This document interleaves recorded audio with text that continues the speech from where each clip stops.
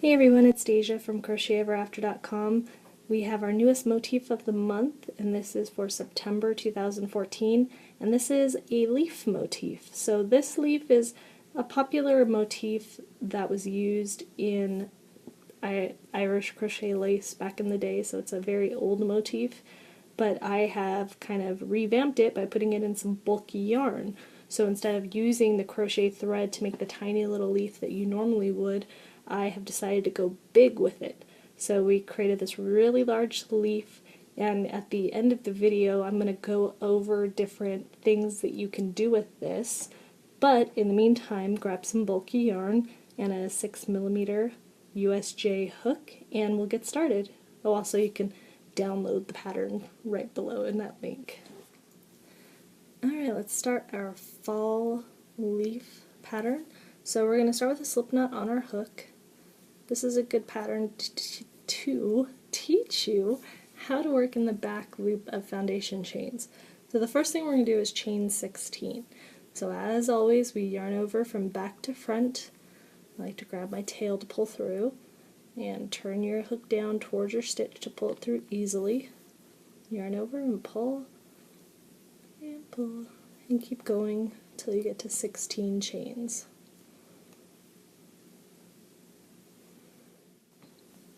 Okay, I have my 16 chains, now we're ready to start the pattern. So we're going to turn our work and we're going to skip that first chain next to our hook and we're going to work into the second chain. Remember, we don't count the loop on our hook, that's just our working loop.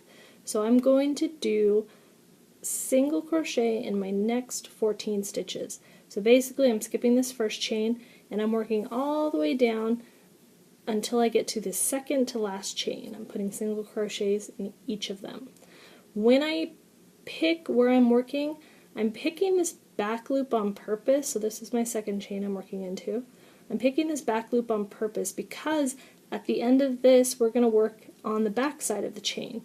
So if I pick one loop, I can choose one loop on the other side. So I can work into technically this back loop all the way across this side, and then I can work into the front loop all the way back.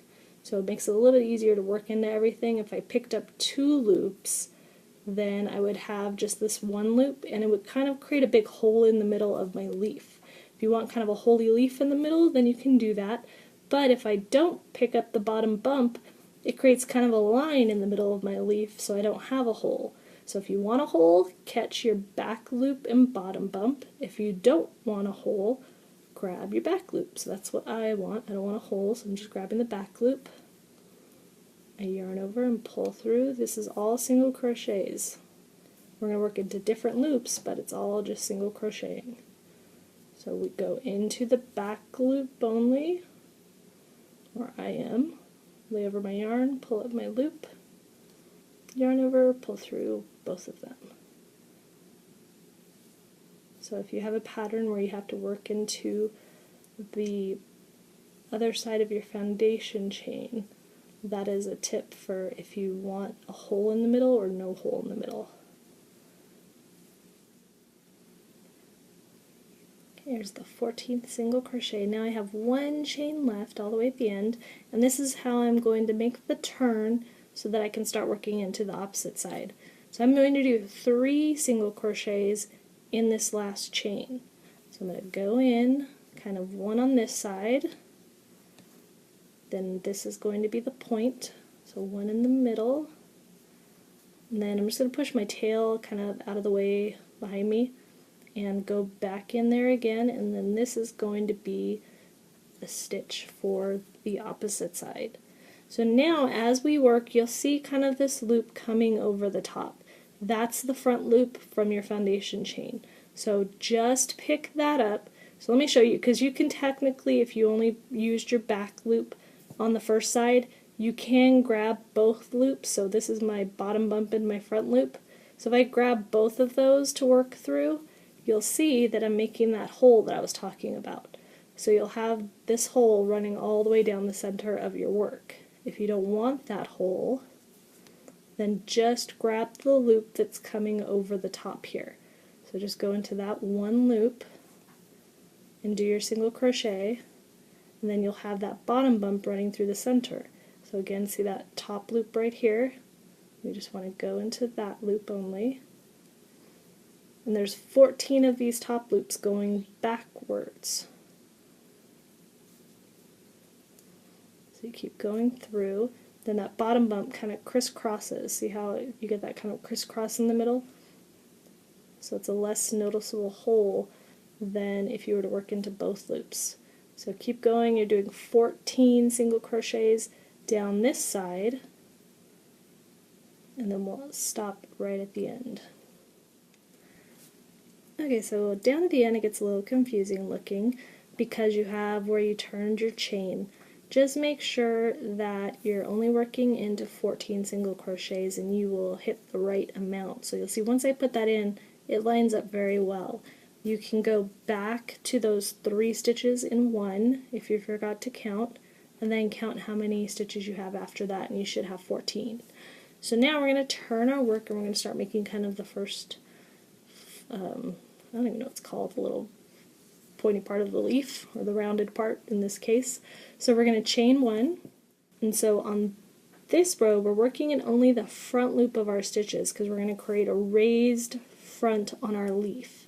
So this is technically the right side, and we're going to start creating these ridges by only working in our front loop. So when you look at your stitch, it's actually kind of easy to see because it's this first one and it's kind of raised up compared to the back loop, which is kind of tilted downwards right now. So it's easy to catch. You just kind of go, and I always use my finger to kind of help push through the center. I catch that loop and push up instead of straight back to catch both loops. So push up through the center, and I'm sorry, I chained 1 in case you missed that. Push up through the center, yarn over, pull up, and single crochet. So we do that for our first 15 stitches, and then we'll be at the center of our leaf and we'll have to do another turn to get back to the other side of the leaf. So keep on doing the first 15 single crochets in the front loop only. Here's my 15th single crochet. Now I'm at that middle of 3 that I did on the first round, and I'm going to do another 3 in here. This is going to make our curve again. So I do 1, go back in, holes nice and big, 2 and 3, and that's going to curve around back to the other side. Now I'm not going all the way to the end this time. We're going to start making those little ridges in our leaf. So we're going to always, when we're making these, we're leaving our last 3 stitches unworked. So 1, 2, and 3. So we're basically single crocheting in our next 13 stitches, or I'm sorry, the next 12 stitches, and we're leaving the last 3 unworked. So single crochet in your front loop only, all the way across, leave the last 3 stitches unworked. Okay, just finished my 12th single crochet. You can see the last 3 are unworked. And we're just going to leave them like that. We're going to turn our work and we're going to start our next round. So we chain 1 as usual. Now for this round, instead of working in the front loop only, we're working in the back loop, because you can see this ridge that we created that's coming all the way around from working in the front loop. And we're going to replicate that now by working in the opposite, or the back loop. So the back loop, it's still kind of tilted away from you, so you kind of got to tilt it a little bit to find that stitch. And when you do, what you can do is also turn completely sideways, find your V, stick your hook right in the center and push down. So for the front loop we pushed up through the center, for the back loop we're pushing down through the center, and that way it'll catch it much easier. So we yarn over and pull up and pull through. After you get used to doing that, you don't really have to look at it, you can kind of feel it out from catching it. But we're going to go, we had 12 stitches, so we're going 13 stitches across in the back loop till we get to that middle center again. And then we're going to do 3 in there, just like we did on the previous 2 rounds. Alright, here's my 3rd single crochet of 3 for my turn again. Now we're going to do another single crochet in the back loop, but we're going to leave those last 3 stitches unworked again. So this time it's going to be 13 single crochets across. So you don't really have to count it. This is just kind of the pattern that we're doing. We're going to be alternating front loop and back loop, and then leaving the last 3 stitches unworked for every single round. It's not really a round, it's like a U shape because we don't connect these. So we just keep working across and leave those last 3 unworked. Okay, I'm down at the end. I have the last 3 unworked. So we're going to now work in our front loop. So we're going to chain 1. So basically all the way around we're single crocheting in each in each stitch in the front loop only, with doing 3 at that center stitch to make our turn, and then stopping with 3 stitches to go. So for this whole round we're just going to do that. You can get the actual stitch counts out of the pattern. Remember, you can download that from the link below. But if you understand the pattern, you don't really need it, because it's just going in this U shape and stopping before you get to the last 3 stitches. So go through this whole round and then we'll meet up right at the end. Here's the last single crochet of round 4. So now we're on round 5, so it's the same exact thing, except now we're working in the back loop only. So we chain 1 and we start single crocheting back to that middle stitch. The stitch counts are in the actual pattern. But if you're wondering how to find the middle stitch of the 3, just it might be a little easier to go from the back side here to see these. But you can see that we have 1, 2, and 3 loops in that center hole. So we're just going for that middle one, and it's right on the top. So you can see that very tip stitch, that very tip V right there, where we can easily catch our loops and work into them. So again, we're working back loop only. You can see our ridges are starting to show up really well now. You can see them on every single round that we're making. So we're going to go all the way around again, 3 at the top, and stop 3 from the end. So keep going on round 5.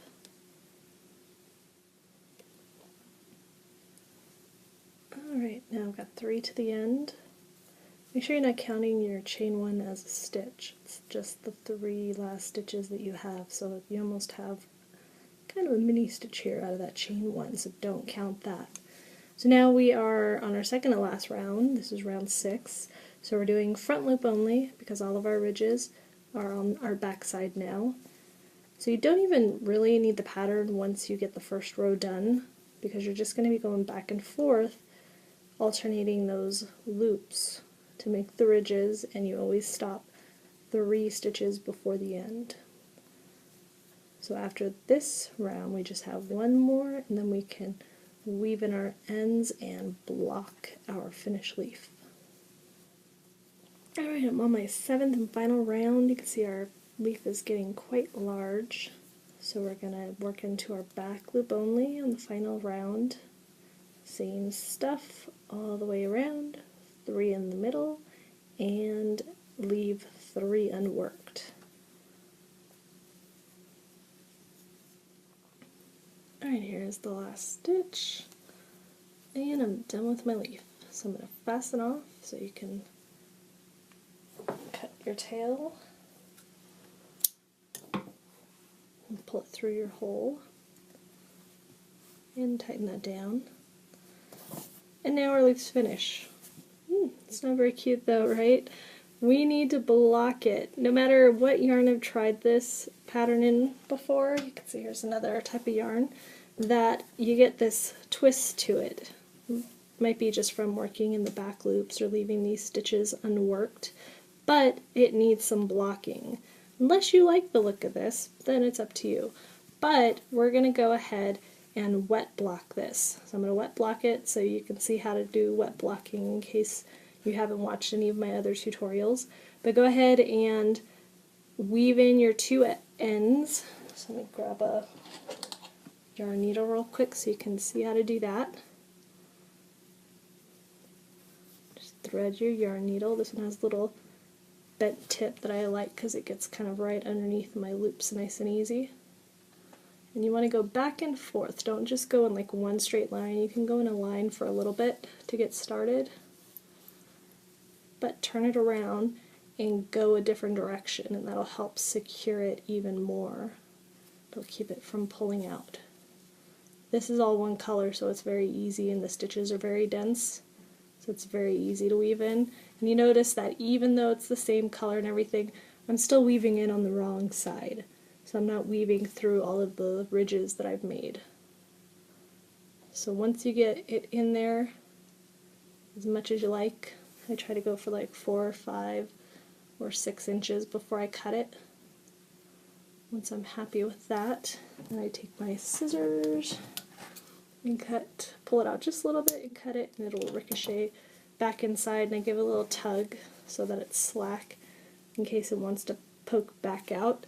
So I'm going to do that with the other one. Then I'm going to get a bowl of cool water. Don't get hot water, especially if you're using wool yarn. This has some wool in it because it'll felt your yarn. Heat activates the wool for some reason. Good thing rain is usually not hot, otherwise we'd probably see felted sheep everywhere. So go grab some water for your yarn and a drink if you need some. And we'll come back and block this. Alright, I've got my small bowl of water for the leaf, and remember it's just all rolled up, so if you don't like the rolled up look, stick it in the water, hold it under for a little while so that it can fully absorb the water. If I just let it go right now, it kind of floats to the top, so hold it down for a little bit because it takes quite a bit to absorb, or the wool, especially if you're working in wool, it takes quite a bit of time for the water to absorb into it. That is why it is such a good fabric for winter time, because it's pretty water resistant. So once it's kind of soaked in as much as it can, you can let it go and let it sit on its own for about 15 minutes, because you still want it to soak up as much water as possible, and that's going to relax the fibers so that you can pin them into place, and then it's going to have a memory and it's going to stay how you pin it once it's completely dry. So I'm going to let this sit for about 15 minutes and then we'll go ahead and block it. Okay, it's been about 15 minutes and the leaf has been soaking. So when I pull it out, you can tell already without even taking the water out of it that it looks more relaxed, looks softer. So I just have a little towel here that I'm going to squish extra water out. Just enough so it's not dripping as I work with it. Move my bowl of water here. Alright, I've got my blocking board. This one's from Knit Picks. You can get a whole set, I think, of 9 of them on their website if you need some. Now I'm going to make sure that my ridges are pointing up or facing up because I don't want to get those all smashed. But you can see already it's laying a lot flatter than it was before I started blocking it. And then I'm just using some rust-proof sewing pins. And you'll see I still have a couple little ridges that are pointing up. So I want to push those down, and I'm going to pin this the way that I want it to look when it's completely dry. So if pulling it out a little bit will get you a better result than doing it kind of slack. So make sure if you want it very pointy, each of your little leaves nice and pointy, pull them out. It doesn't take too many pins for this one since it's small. But this extra step is really going to make this look much nicer, so we'll compare this to the other one that I showed you earlier that's not blocked once this is all dry. And I want to make sure my point is centered within the center line, so I pull that out and move it over. And now, if you want to create this a little rounder, you can pull this out and pin this a little more. So we'll do that a little bit, because it's going to hold that shape that you pin it in. Just don't pull it out so far that it pulls back on itself and kind of gives you like these little weird ridges. So have it nice and rounded here. A couple more. And then we're going to let this sit until it's completely dry. So a good day, so that it will be completely dry and it's going to hold that shape until you get it wet again. So if you do wash it with the suggestions of what I'm going to give you to do with this, you'll have to re-block it each time, just so you know. So let's wait for this to dry and we'll check it out. Alright, my leaf is completely dry, so I'm ready to unpin it. And you'll see as I unpin it that my edges stay exactly where I placed them. So I don't have that curling anymore. And I'll show you the last one, or the other leaf that I made that isn't blocked, so you can see the difference. So if I lay it down, it lays nice and flat. Put it here in the middle. And then if I have my other one that I made, you can see how curvy it is. So you can see that the blocking really makes a huge difference in your final product.